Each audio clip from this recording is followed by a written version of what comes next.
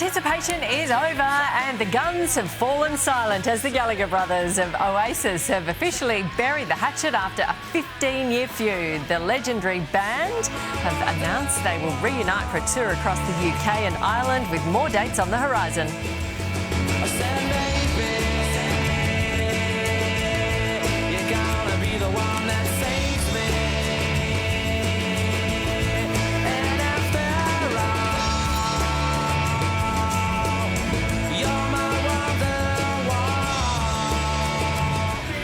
Hit after hit after hit. This year marks the 30th anniversary of their debut album, with the megastar brothers Noel and Liam seemingly putting the past behind them. But will it last? For more, showbiz expert, correspondent from London, Steve Hargraves joins us now. Sorry, mate.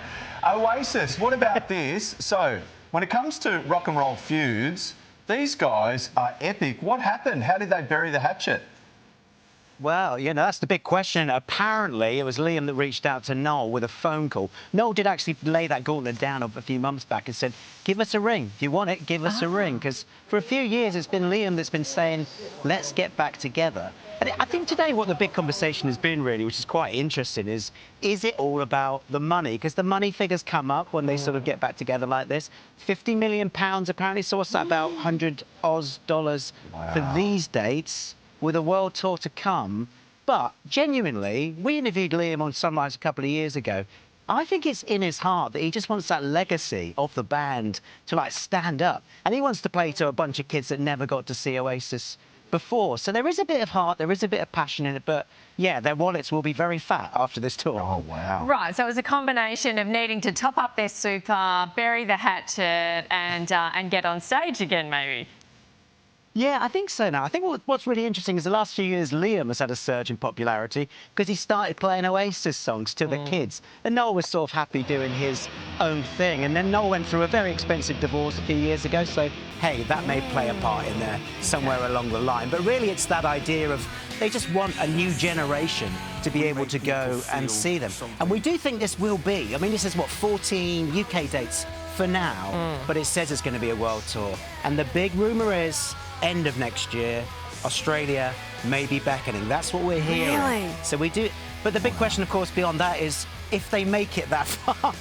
Because people will always wonder if they'll just fall into an argument on the first date, and that might be that. It's so funny. So it all happened back in 2009 where this rift occurred. And Liam said that Noel Gallagher left Oasis. He couldn't handle the rock and roll of it all. He was scared of it, so he's gone all cosmic pop and Leo Sayer. That was the quote back then. I mean, I like the idea that, and there's been a lot of fans commenting on all of this, they want the original songs. They don't want new music. Is that what you're hearing?